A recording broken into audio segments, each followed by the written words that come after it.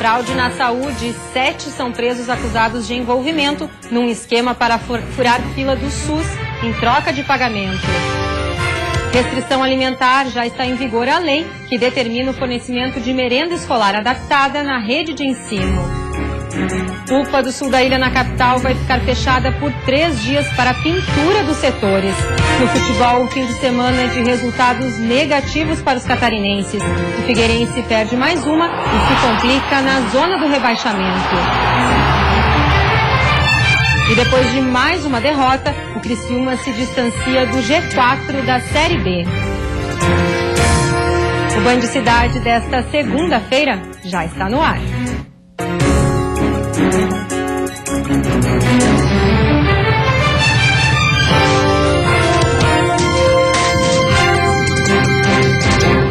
Olá, boa noite.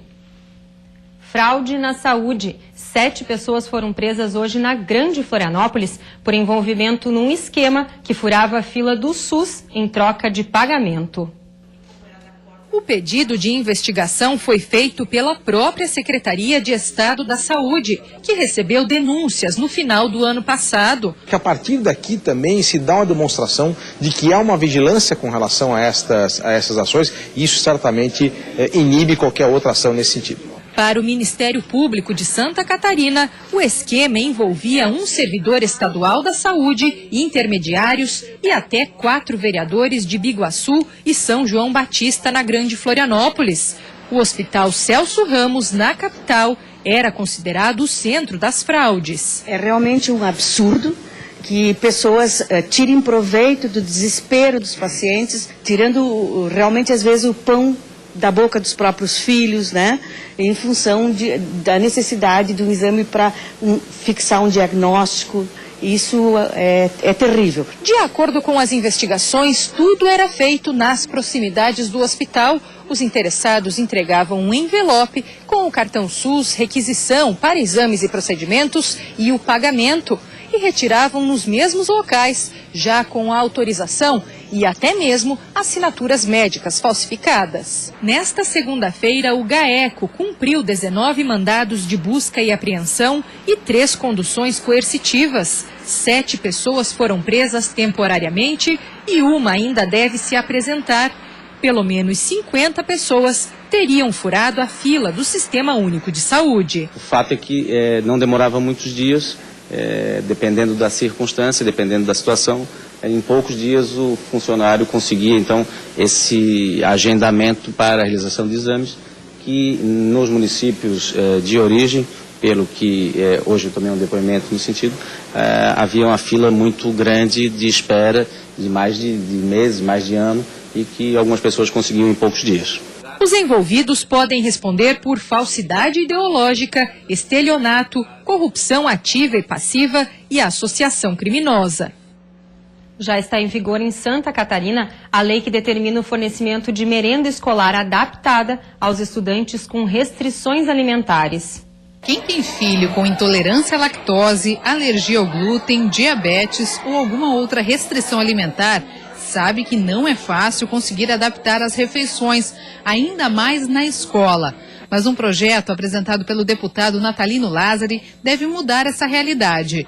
A lei determina que o Estado forneça merenda escolar adaptada aos alunos com restrições alimentares para todas as escolas da rede pública estadual. E a gente já vinha observando, eu já fui diretor de escola e eu tive diversas informações de que havia necessidade de termos uma lei para tornar mais consistente essa modalidade de nós atendermos os estudantes com restrições alimentares. Os estudantes que necessitarem de alimento adequado deverão passar por avaliação médica. Com um atestado em mãos, a escola terá o papel de garantir uma merenda com alimentos que se encaixem na dieta específica do estudante. O Estado tem 120 dias para colocar a lei em prática. Dentro desses 120 dias, evidentemente, eu vou também procurar a Secretaria da Educação e é evidente que eles vão estruturar esse projeto de lei no sentido de que eles possam atendê-lo. Eu imagino de que vai haver uma ampla discussão com os estudantes, com com a escola, com os pais, e os alunos que apresentarem esses problemas de restrições alimentares vão, evidentemente, procurar as suas escolas, e as escolas vão organizar a forma como melhor atender essa questão. Uma pesquisa divulgada recentemente revelou que o número de internações e consultas hospitalares decorrentes de alergias causadas por alimentos aumentou cerca de 30% ao ano desde 2008. Com um crescimento significativo de pessoas com alergias ou intolerâncias, a lei, já sancionada pelo governador do estado e que deve entrar em vigor em até 120 dias, deve beneficiar diversos alunos da rede pública estadual. E a seguir, UPA Sul de Florianópolis vai ficar fechada de terça a quinta-feira. E ainda, mais de 1 milhão de pessoas abandonaram os planos de saúde no último ano.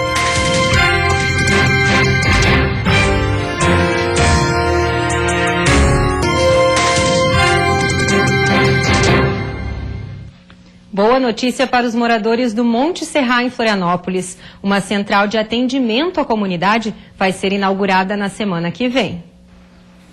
A Informa Anastácia vai funcionar como uma central de oportunidades para atender moradores que estão em busca de emprego, cursos e graduação. A iniciativa, que abre as portas ao público na próxima segunda-feira, é uma parceria entre a Secretaria de Assistência Social de Florianópolis, a Pastoral da Igreja Nossa Senhora do Monte Serra e empresários da capital. A gente sabe que realmente o resultado de uma ação como essa realmente é fantástico, então a questão do custo-benefício é bastante interessante.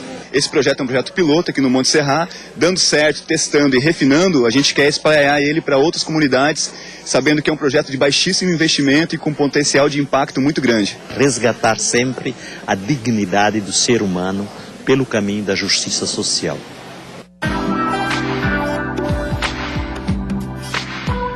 A terça-feira vai ser de tempo encoberto, com chuva isolada em todas as regiões. A temperatura mínima fica em 13 graus na Serra e a máxima em 25 no oeste. No norte, Grande Florianópolis e Litoral Sul, máxima de 19 graus. No Vale do Itajaí, mínima de 19 e máxima de 20 graus. Cerca de 1,5 milhão de pessoas abandonaram os planos de saúde no último ano, a grande maioria por causa do desemprego. Com o aumento da busca por atendimento do SUS, o governo estuda alternativas para baratear novos tipos de contratos. O cartão do plano de saúde de Paulo ainda estaria valendo se ele não tivesse sido demitido em março. Há 1 ano ele não precisa de médico, mas o problema no pé é uma lembrança de que a qualquer momento isso pode mudar. Agora resta só a aposentadoria de servidor público estadual, que há meses chega com atraso. Eu sei que se me acontecer alguma coisa eu estou totalmente descoberto, né? Eu vou ter que cair num sistema único de saúde. E aí eu não sei se vou ter o atendimento que eu gostaria de ter. Nos últimos 12 meses, 1,5 milhão de brasileiros deixaram de ter plano de saúde. A maioria perdeu o benefício junto com o emprego. Em setembro, eram 48 milhões e 300 mil usuários, 3% a menos do que no mesmo mês do ano passado. Segundo as operadoras, os custos subiram cerca de 60% apenas nos últimos 3 anos. E a perda de clientes só contribui para agravar as dificuldades financeiras. Com procedimentos mais caros e frequentes, fica cada vez mais complicado fechar as contas. Em 2015, a Unimed Paulistana faliu. Agora, a ANS, a Agência Nacional de Saúde, recomendou que a Unimed Rio transfira seus clientes para outras operadoras, porque também corre o risco de quebrar. A cooperativa tem 800 mil clientes e ainda não anunciou a decisão. Com o aumento da procura de atendimento no SUS, o governo federal propôs a criação de planos de saúde populares, com mensalidades mais baratas e coberturas mais restritas. Para a entidade que reúne empresas que controlam quase metade do mercado, uma alternativa são os planos de coparticipação, em que o usuário paga uma parte dos serviços. Para lembrá-lo que o uso do serviço de saúde tem custo, sempre. E ele é copartícipe desses custos. Portanto, ele deve sempre utilizar o serviço de saúde, quando necessários. A partir das 7 horas da manhã desta terça-feira, a unidade de pronto atendimento Sul, em Florianópolis, vai ficar fechada, reabrindo a partir das 7 horas da noite de quinta-feira. Durante este período será finalizada a pintura dos setores da unidade. Os casos graves de adultos serão encaminhados para os hospitais Universitário e Celso Ramos e para a maternidade Carmela Dutra. Os casos infantis devem ser repassados aos hospitais Universitário e Infantil. E no próximo bloco, um fim de semana decepcionante para os times de Santa Catarina. O Figueirense perde para o Atlético Mineiro e se complica ainda mais na zona do rebaixamento. E na Série B, o Criciúma perde em casa e se distancia do grupo de acesso.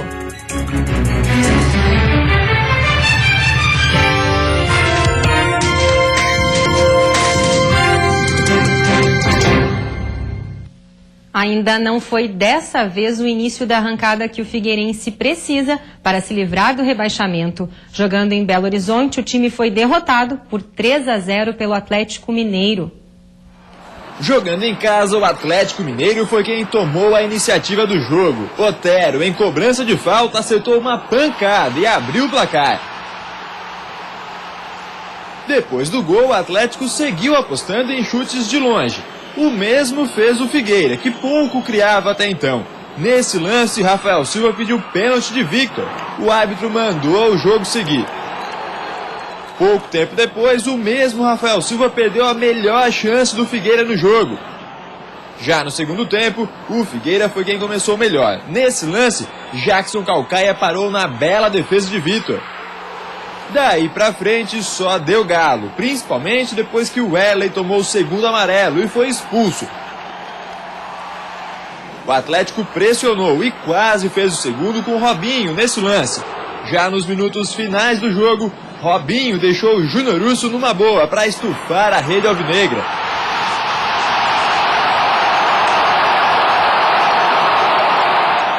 E ainda deu tempo para o artilheiro Fred fazer o dele e fechar o placar em 3-0. Antes do fim do jogo, o volante Josa do Figueira também foi expulso, mas aí já não fez muita diferença, já que a derrota já estava consumada. A Chapecoense desperdiçou várias chances e acabou sendo derrotada pelo Santos na Arena Condá.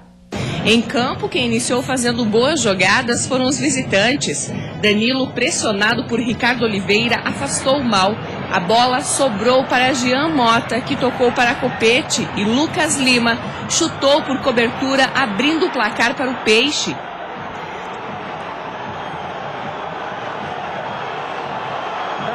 A Chape respondeu com Ananias neste cruzamento para Kempis. A bola passou na boca do gol, mas não tinha ninguém para fazer a finalização.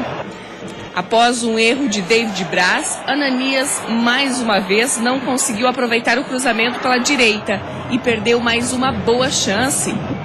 A Chape chegou com perigo, mas a bola foi para fora. Matheus Biteco desperdiçou mais uma boa chance para os donos da casa. Vanderlei defendeu mais uma vez. No segundo tempo, Copete, por muito pouco, não ampliou para o Peixe. A Chape seguia pressionando. Bruno Rangel chutou forte e Vanderlei fez mais uma ótima defesa. E a partida terminou em Chapecoense 0, Santos 1.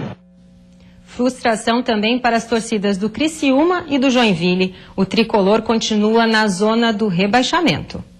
O Joinville saiu na frente do CRB com esse golaço de falta de Jael, mas a vantagem durou pouco tempo. Neto Baiano, em um chutaço da entrada da área, empatou o jogo. O Bandeira até marcou impedimento no lance, mas como o passe veio de um jogador do JEC, o gol foi confirmado pelo árbitro.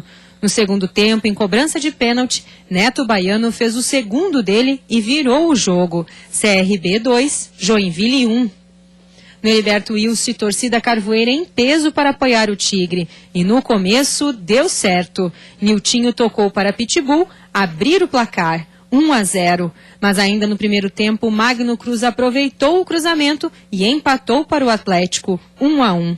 E aos 50 do segundo tempo, Luiz Fernando ficou com a sobra depois do desvio e deu um banho de água fria no Tigre. Fim de jogo, Criciúma 1, Atlético Goianiense 2. E depois do intervalo, os servidores da UFSC entram em greve por tempo indeterminado. E ainda, rigor na fiscalização, multa por som alto já está em vigor.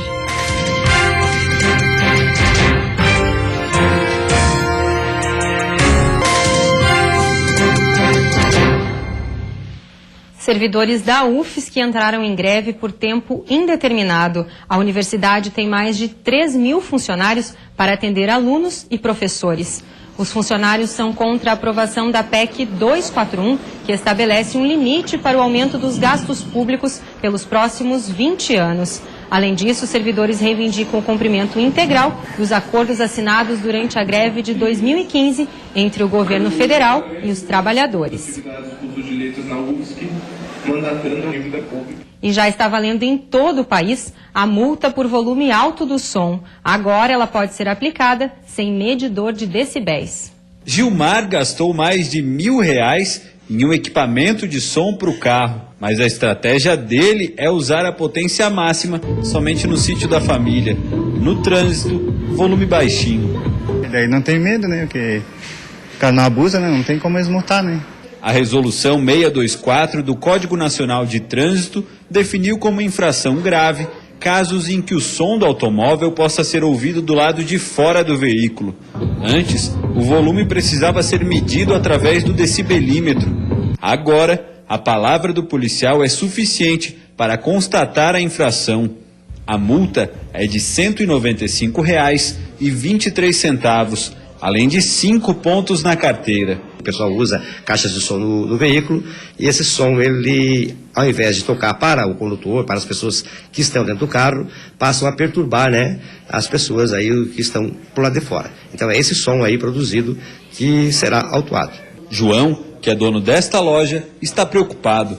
Ele já chegou a atender mais de 15 carros em um único dia. Agora, tem dias que a loja fica sem clientes. O empresário tem medo que o movimento, que já vinha caindo antes mesmo da publicação da resolução, diminua ainda mais. Tenho receio e vai diminuir, né? Se continuar assim, vai diminuir. Porque aqueles são os dias, às vezes, que você pega um carrinho e vai montar, eles vão ter medo de montar. Por causa da lei, que se ele estiver ouvindo dentro do carro, vão querer multar, entende? E antes de encerrarmos, vamos conferir como está o trânsito ao vivo aqui na capital. Você vê as pontes que fazem a ligação entre ilha e continente. Movimento mais intenso para quem se dirige à BR-282. Agora em Florianópolis faz 22 graus. E você fica agora com o Jornal da Band. Boa noite, até amanhã.